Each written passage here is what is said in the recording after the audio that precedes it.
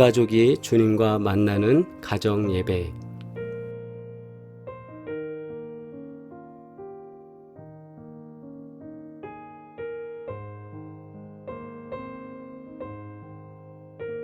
삼 분 기도의 시간입니다. 우리 이 시간 자녀에게 믿음이 상속되기를 위하여 함께 기도하겠습니다. 부모의 세대에서 자녀의 세대로, 그리고 그 다음 세대로 하나님의 귀한 믿음이 가정에 계속 전달되어지고 전달되어질 수 있도록, 유산의 상속보다 더 귀한 믿음의 상속이 이루어질 수 있도록 우리가 함께 기도드리겠습니다.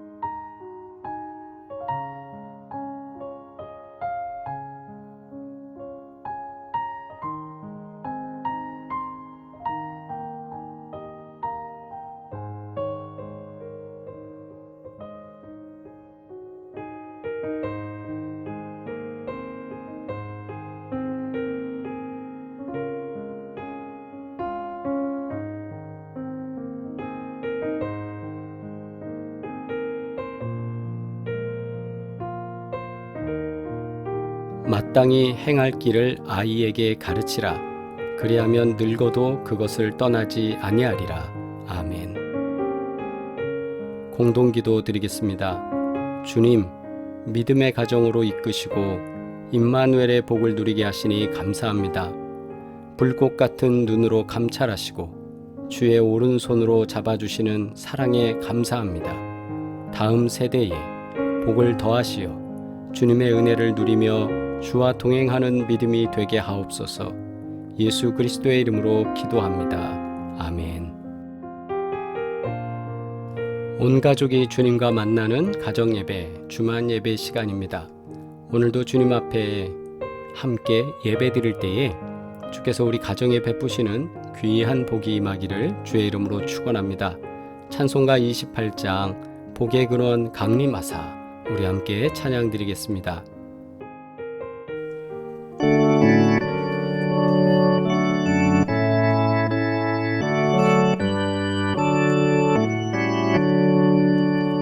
복의 근원 강림하사 찬송하게 하소서. 한량없이 자비하심 증량할 기록도다. 천사들의 찬송가를 내게 가르치소서. 구속하신 그 사랑을 항상 찬송합니다. 주의 크신 도움 받아 이때까지 왔으니 이와 같이 천국에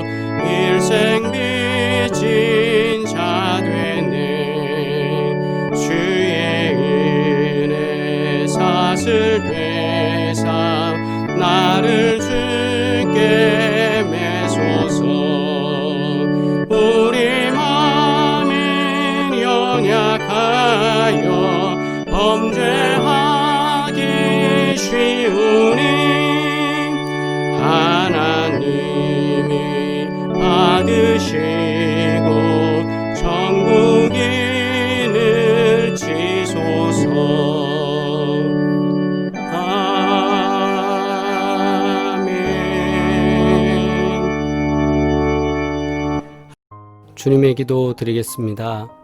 하늘에 계신 우리 아버지여, 이름이 거룩히 여김을 받으시오며 나라가 임하시오며 뜻이 하늘에서 이루어진 것 같이 땅에서도 이루어지이다. 오늘 우리에게 일용할 양식을 주시옵고 우리가 우리에게 죄 지은 자를 사하여 준 것 같이 우리 죄를 사하여 주시옵고 우리를 시험에 들게 하지 마시옵고 다만 악에서 구하시옵소서. 나라와 권세와 영광이 아버지께 영원히 있사옵나이다. 아멘. 성경 봉독입니다. 열왕기상 14장 21절로 28절 말씀입니다. 솔로몬의 아들 르호보암은 유다 왕이 되었으니 르호보암이 왕위에 오를 때에 나이가 41세라. 여호와께서 자기 이름을 두시려고 이스라엘 모든 지파 가운데에서 택하신 성읍 예루살렘에서 17년 동안 다스리니라. 그의 어머니의 이름은 나아마요 암몬 사람이더라. 유다가 여호와 보시기에 악을 행하되 그의 조상들이 행한 모든 일보다 뛰어나게 하여 그 범한 죄로 여호와를 노엽게 하였으니 이는 그들도 산 위에와 모든 푸른 나무 아래에 산당과 우상과 아세라상을 세웠음이라. 그 땅에 또 남색하는 자가 있었고 여호와께서 이스라엘 자손 앞에서 쫓아내신 국민의 모든 가증한 일을 무리가 본받아 행하였더라. 르호보암 왕 제5년에 애굽의 왕 시삭이 올라와서 예루살렘을 치고 여호와의 성전의 보물과 왕궁의 보물을 모두 빼앗고 또 솔로몬이 만든 금방패를 다 빼앗은지라. 르호보암 왕이 그 대신 노스로 방패를 만들어 왕궁 문을 지키는 시위대 대장의 손에 맡김에 왕이 여호와의 성전에 들어갈 때마다 시위하는 자가 그 방패를 들고 갔다가 시위소로 도로 가져갔더라. 아멘. 오늘도 주님께서 주시는 평강이 그리고 주님의 거룩한 임재가 가정마다 있기를 소망합니다. 봉독한 말씀을 통해 아빠와 아들이라는 제목으로 함께 은혜 나누고자 합니다. 솔로몬의 대를 이은 르호보암 왕이 21절에 보면 41세에 왕위에 올랐습니다. 그리고 그는 17년을 통치합니다. 22절 말씀에 보니까 그의 통치하는 기간 동안 이런 일이 있었어요. 유다가 여호와 보시기에 악을 행하되 그의 조상들이 행한 모든 일보다 뛰어나게 하여 유다 백성들이 르호보암에 치리하는 동안 어떤 일들이 있었는가 하면 여호와 보시기에 악을 행했다. 어느 정도냐? 그의 조상들이 행한 모든 일보다 그 이전의 조상들이 악행을 했던 것보다 하나님 보시기에 악을 행한 모습이 조상들이 했던 그 어떤 것보다도 아주 월등하게 뛰어나게 죄를 지었다. 그래서 그 범한 죄로 여호와를 노엽게 하였으니 23절 이는 그들도 이 그들도가 저 유다가 유다 백성들이 그들도 산 위에와 모든 푸른 나무 아래에 산에도 산당을 짓고 푸른 나무 아래에는 우상을 만들고 그런 거죠. 그래서 산당과 우상과 아세라상을 세웠습니다. 제가 선교사 훈련을 받기 위해서 선교국에서 주관하는 이제 선교사 연수 프로그램 식으로 이제 태국에 가서 거의 한 2주간 정도 그렇게 훈련을 받고 돌아오는 경험이 있었습니다. 그때에 태국에 가서 제가 깜짝 놀랐던 건 매일 아침이 되면 태국에는 각 가정에 한쪽에 이렇게 조그만 우리로 치면 어떻게 표현해야 될까요? 그 조그만 이렇게 새 장 같이 이렇게 어떤 모양들이 있어요. 그 모양 안에 보면 크고 작게 이제 가정의 규모가 좀 있고 경제력이 있고 또는 뭐 권세가 있거나 이런 집들은 좀 그게 크고 또 좀 이제 경제적으로 좀 어려운 거나 또는 이제 생활하는 게 여유롭지 않은 분들은 좀 작아요. 어찌됐든 간에 크고 작은 정도의 차이는 있어도 모든 가정 담벼락에 보면 이렇게 작은 불상들 뭐 좀 큰 불상도 있지만 불상이 있고 거기 초가 있고 그 앞에 쌀을 이렇게 놓고요. 그리고 아침에 스님 이렇게 지나가는데 시주할 거를 미리 다 이렇게 내놓고 지나가면 그때 또 시주하기도 하고 그러더라고요. 아침마다 그것을 보는데요. 깜짝 놀랐어요. 그런 것처럼 이 유다 백성들이 이스라엘 백성들이 어떻게 지금 생활하고 있는가 하면 솔로몬 왕의 뒤를 이어 남쪽 유다 지역만 통치하게 된 르호보암이 왕위에 올랐는데 그 사람이 통치하는 17년을 정리해 본다면 여호와 보시기에 악을 행하였다. 어떤 악이냐? 조상들이 했던 것보다 더 월등하게 범죄를 했다. 그래서 하나님께서 많이 노여워하셨다. 산 위에 모든 푸른 나무에 뭐 산당, 아세라상 다 세운 거예요. 여기도 신, 저기도 신, 저기도 신. 마치 태우에 가면 이 집에도 불상, 이 집에도 불상, 저 집에도 불상 있는 것처럼 계속 그렇게 모든 사람들이 앞장서서 할 수 있도록 그런 사회적 분위기가 된 거예요. 영적 기류가 바뀐 거죠. 이랬을 때 하나님은 너무너무 그의 통치를 싫어하셨습니다. 아버지 솔로몬은 어떤 사람입니까? 아버지 솔로몬은 아들 르호보암이 41세의 왕위에 올랐고 라고 하는데요. 솔로몬의 통치 기간은 열왕기상의 말씀을 참고하면 다윗과 동일하게 40년을 통치했습니다. 솔로몬이 예루살렘에서 온 이스라엘을 다스린 날수가 40년이라고 기록되어 있거든요. 그리고 솔로몬이 그의 조상들과 함께 잠에 그의 아버지 다윗의 성읍에 장사되고 그의 아들 르호보암이 대신하여 왕이 되니라. 이렇게 기록되어 있고 실제로 그렇게 이루어졌지요. 그런데 왜 아버지하고 아들하고 이런 차이가 날까요? 아빠와 아들의 차이는 무엇일까요? 솔로몬과 르호보암의 결정적 차이가 무엇이길래 이런 일이 벌어졌을까라는 의아한 생각이 듭니다. 먼저 우리 솔로몬의 행적을 한번 알아보겠습니다. 솔로몬의 행적은 그가 왕위에 올라서 1000번제를 하나님께 올려드렸지요. 그러면서 그는 하나님께 지혜를 구하는 것으로 그의 공식적인 사역이 시작돼요. 아울러 하나님께서는 왕상 3장 10절에 주의 마음에 든지라 하셨어요. 주의 마음에 솔로몬의 모습이 들었다 이거죠. 그러면서 하나님께서는 지혜와 영화를 허락하셨고 그리고 솔로몬이 재임하는 동안 국토는 더 확장되었습니다. 그리고 주변 국가로부터 조공을 받았고요. 그리고 아버지 다윗이 하나님의 영광을 드러내기 위해 꿈꾸고 기도했던 성전 건축 사업을 완성했지요. 그러면서 그 웅장한 성전을 통해서 하나님의 위엄을 드러냈습니다. 반면에 아들 르호보암은 아버지 솔로몬의 통치 기간 40년 동안이잖아요. 그러면 그의 나이가 왕위에 오를 때 41세였습니다. 왕위에 오르기 전, 아버지가 왕위에 오르기 전에 태어난 거죠. 왕위에 오르기 전에 태어난 아들이에요, 개념적으로.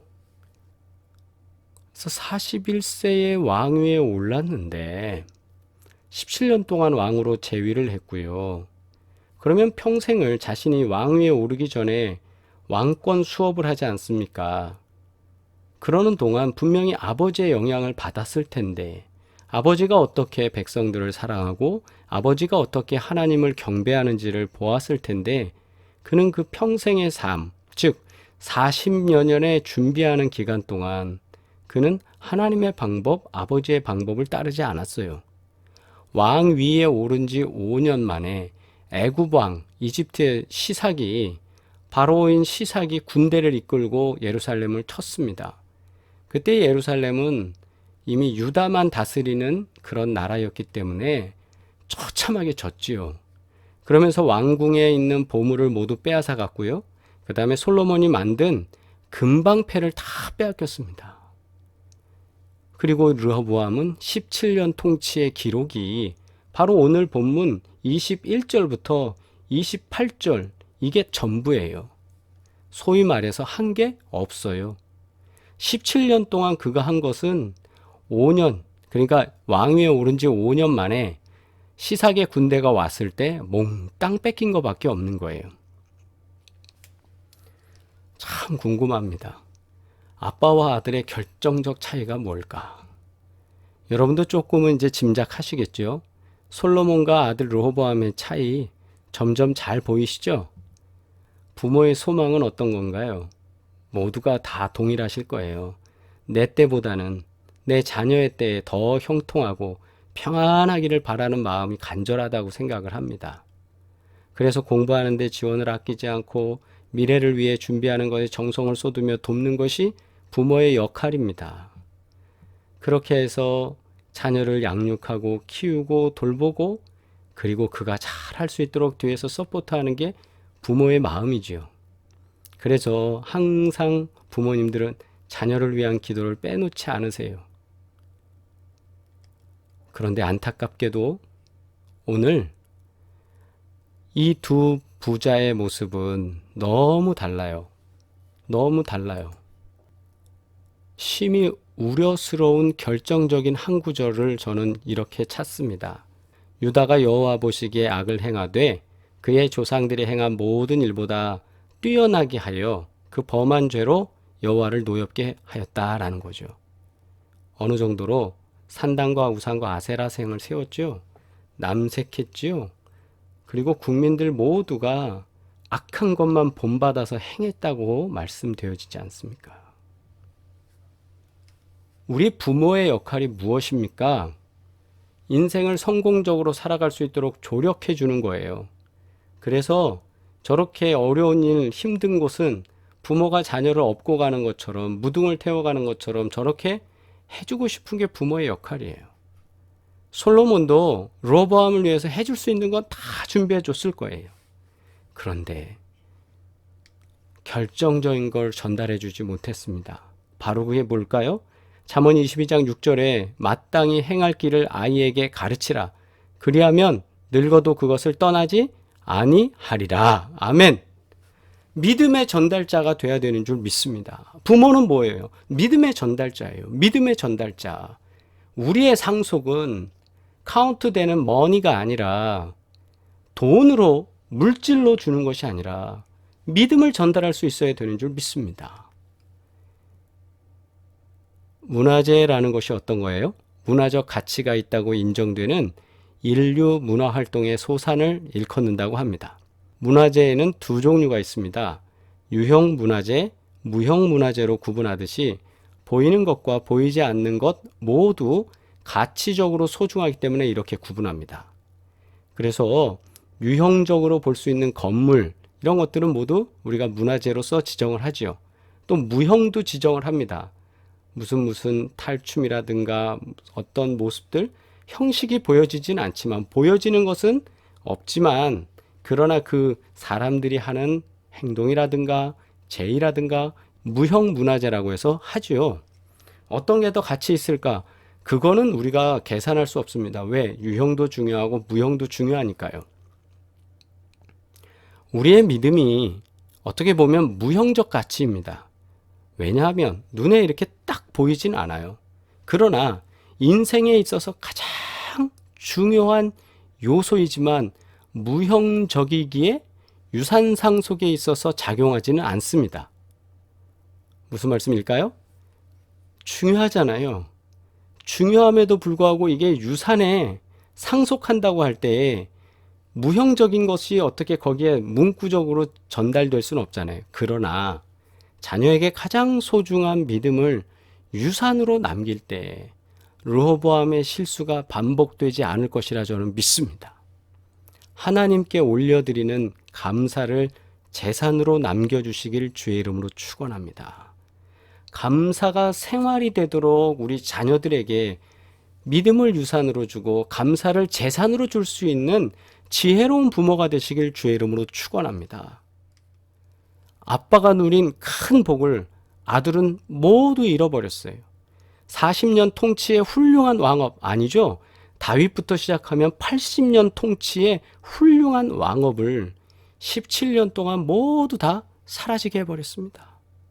솔로몬과 르호보암 이들의 인생 속에서 우리가 해야 할 믿음의 가치와 또 일천번제라는 그 감사의 비밀을 우리는 기억해야 합니다.